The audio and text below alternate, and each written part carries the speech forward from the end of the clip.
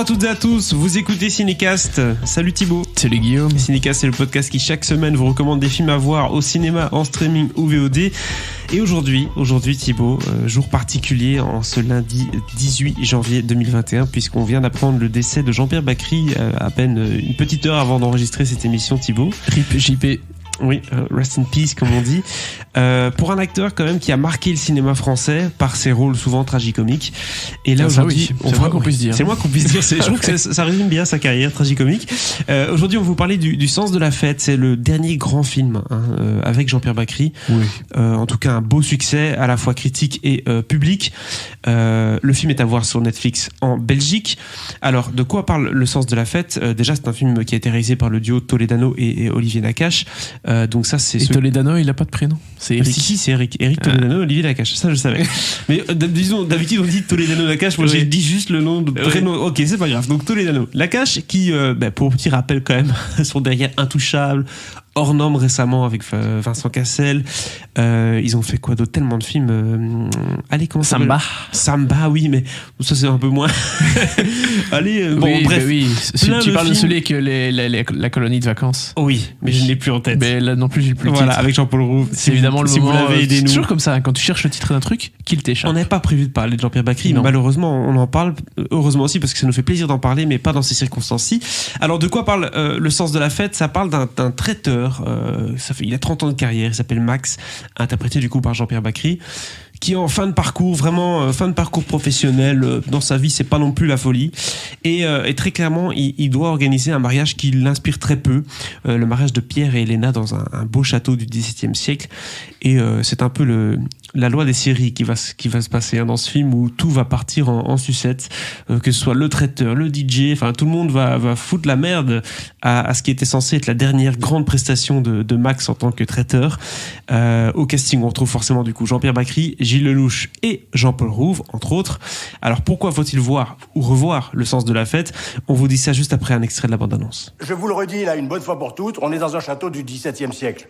Donc on est forcément limité en puissance électrique. À l'époque, ils n'avaient pas prévu les ponts de lumière et des sonos de 4000 watts. Bon, donc on ne tire pas tous ensemble sur les lignes. On se coordonne, on échange, on partage. Ouais. Bon, et puis pour finir, j'aimerais bien qu'on évite les tensions.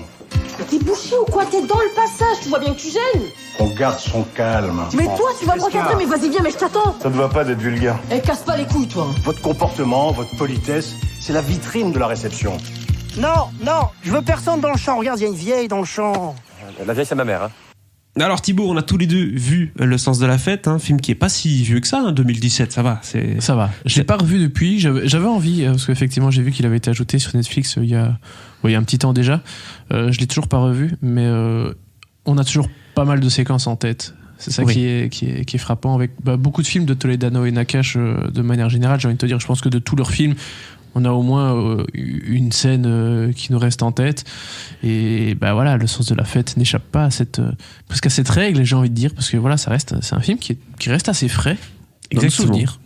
Tout à fait. Et moi, ce qui m'avait le plus marqué avec ce film, bon, déjà, c'est son écriture. On sent que c'est bossé, quoi. On n'est pas dans une comédie très très grasse avec des dialogues mal construits. On est vraiment dans quelque chose d'assez fin, qui suit ce personnage et qui, de manière attendrissante, ce traiteur en bout de course, qui le regarde un peu avec pitié en même temps, parce qu'il gère son travail, mais il gère pas grand chose d'autre. Et même les relations qu'il a sont des relations professionnelles. On sait jamais très bien s'il est vraiment ami avec les gens avec qui il travaille. Enfin, il y a un peu cette question qui est amenée, finalement. Tout ce travail, ça sert à quoi par rapport aux relations qu'il peut avoir, notamment avec ce photographe, interprété par Jean-Paul Rouve, qui est clairement le photographe qui n'a pas sa place dans des mariages. C'est juste qu'il a comme ami Jean-Pierre Bacry qui peut l'aider de temps en temps et lui amener un petit travail à gauche à droite.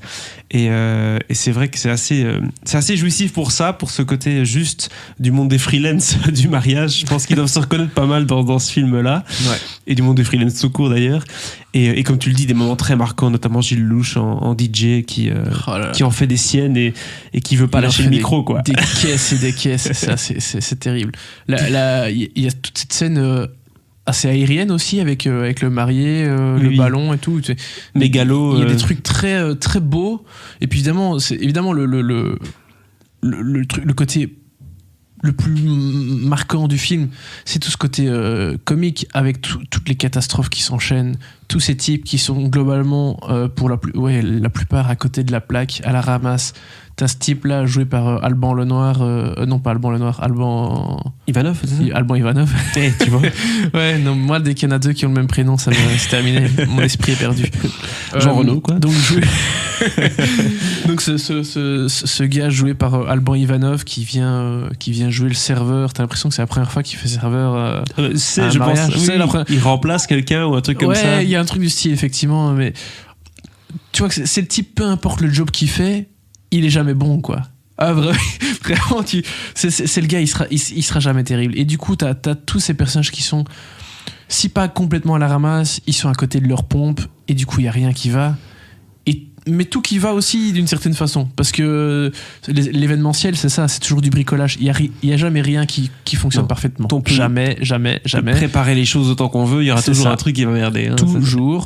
Et je sais de quoi je parle. Oui. Et c'est ça qui fait que ça fonctionne. C'est ça. C'est plein de situations d'humour. Et puis en même temps, t'as les personnages qui sont plus ou moins touchants, ça dépend lesquels. Et donc voilà, c'est un ensemble de choses. Mais voilà, à côté de toute cette dose d'humour, t'as des moments un peu plus hors du temps. Les Français, ils aiment bien dire hors sol. Oui, c'est vrai.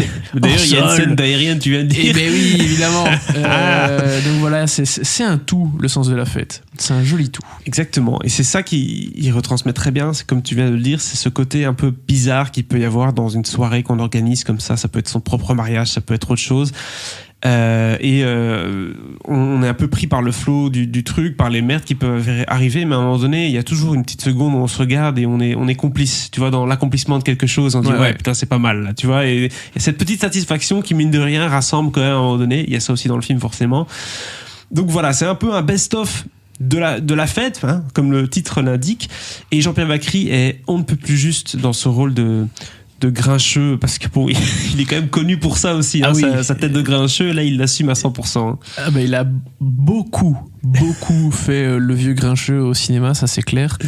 Et alors c'est pas son dernier film, Le Sens de la Fête, c'est un de ses derniers films, mais je pense que clairement c'est le plus marquant, de par le fait que ce soit Toledano et Nakache derrière. Oui. Et parce que forcément tout ce casting... 5 étoiles, hein, très clairement. 5 étoiles, oui, pour ce coup-là, avec aussi des nouveaux venus, comme tu l'as dit. Hein. Il n'y a pas que Gilles Lelouch ou Jean-Paul Rouve, mais même s'ils prennent pas tellement de place. C'est vraiment le show de Jean-Pierre Bacry. Et c'est aussi pour ça qu'on voulait en parler, parce que... c'est le maître d'orchestre. Ouais, et forcément, on dit, voilà, c'est un peu un des derniers grands films qu'il a fait. Forcément, vous avez parlé de ce film-là, et vous n'avez pas tort de dire ça, mais c'est aussi parce que c'est un film qui résume bien Jean-Pierre Bacry, l'habite bien, je trouve. Si jamais maintenant je devais regarder un film de Jean-Pierre Bacry, il y en a plein hein, qui peuvent nous venir en tête, Le Goût des autres, etc. Mais je me dis, si j'ai envie de voir un film où il y a Jean-Pierre Bacry pendant 1h30, 2h, et c'est lui, et c'est le Jean-Pierre Bacry show, je vais regarder Le Sens de la Fête, parce que c'est le film qui, je trouve, représente le mieux l'acteur et son style. En tout cas, les rôles qu'il a joués. Oui, c'est vraiment un mélange. Parce que tous ceux qui ont pu côtoyer Jean-Pierre Bacry disent tous que c'était un gars adorable et que voilà, il y a un homme derrière ce personnage de vieux grincheux. Il a clairement de la dérision vu qu'il le fait. Enfin, tu vois, bien sûr. Et c'est vrai qu'il en a joué. Dieu sait qu'il en a joué.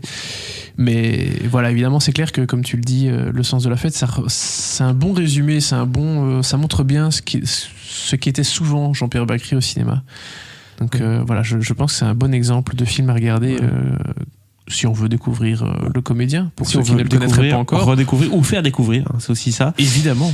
Et donc, je pense aussi que c'est lui qui fait la voix du documentaire animalier dans Mission et Cléopâtre, tu vois, sur les mangoustes, là. Tu vois, à un moment donné, quand il y a une espèce de documentaire qui arrive avec la mangouste, c'est lui qui fait cette voix-là. Et donc, c'est Jean-Pierre Bacry qui fait un documentaire animalier en plein milieu d'un Astérix. C'est assez badant. Je vois très bien la séquence, mais alors la voix, je me souvenais pas du tout que c'était lui, mais écoute, voilà.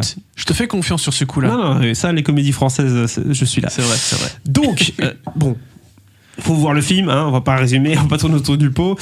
Combien d'étoiles on lui donne celui-là, parce qu'on l'avait pas critiqué dans Cinécast à l'époque. Et non, c'était au tout début de notre première saison. Et je ne sais pas ce qui nous a pris, ce qui fait qu'on ne l'a pas critiqué. Je crois qu'on a commencé 3 semaines après. Donc, après. C'est peut-être ce film-là qui nous a donné envie de commencer, Thibaut. Peut-être. En partie. Combien d'étoiles ? C'est une bonne question. Avec le recul, Peut-être 4. Hein. Ouais, hein. Il est solide ce film. Hein. Je pense que c'est un film qui restera clairement dans les films de 2010, tu vois, les années 2010, comme très bonne comédie française qui va rester sur l'étalage des vidéothèques, j'ai envie de dire, mais ça n'existe plus. je vais le revoir ce soir, ça y est. Je vais me mettre, comme tout le monde, en mode Jean-Pierre Bacri. En mode hashtag Jean-Pierre Bacri. Et je le répète, hein, disponible sur Netflix en Belgique. Je sais qu'il sera diffusé en France, si pas ce soir, très très prochainement à la télévision ou retrouvable quelque part. Je pense que... il est déjà 19h03 au moment où on enregistre ce podcast. Dans 20 minutes, il démarre. Je ne sais pas à quelle heure il sera en ligne. Mais c'est sûr. Mais il passe, je sais qu'il repasse ce soir sur TF1 ou France Télé. Voilà. La RTBF passe 2 films avec lui ce soir. Je sais déjà plus lesquels. Mais non, toutes les chaînes ont changé leur programmation ce soir. C'était évident. Assez vite, hein, parce qu'on a appris ce décès à 17h, 16h30, du style. Donc ils ont pas traîné. Et puis si vous écoutez ce podcast demain, c'est-à-dire le 19 janvier, ce qui sera le cas de la majorité des gens, hein, d'entre vous, oui. Allez voir les films de Jean-Pierre Bacri, tout simplement. Jean-Pierre gratuit, t'as fait dire. Écoute, allez voir gratuitement les films de Jean-Pierre Bacri. Fin de journée, très longue journée. Oui. Et je dirais, regardez Didier. Voilà. Ah oui, c'est J'aime vrai. Didier. Mon Dieu. Oui, ça peut être un autre podcast en soi, parce que ce film-là divise. Il faut que je revoie pour vraiment me faire une idée sur ce film, parce que je sais qu'à l'époque, j'ai pas accroché tout de suite, mais je suis sûr que maintenant, avec l'âge, ça va peut-être changer. Donc voilà, n'hésitez pas à nous partager votre avis sur Le Sens de la Fête et sur forcément les meilleurs films avec Jean-Pierre Bacri. Hein, si vous avez des suggestions en commentaire ou des moments préférés de sa carrière, n'hésitez pas à les mentionner. Et si c'est pas déjà fait, à vous abonner au podcast sur la plateforme de votre choix. À très vite pour de nouvelles recommandations cinéma.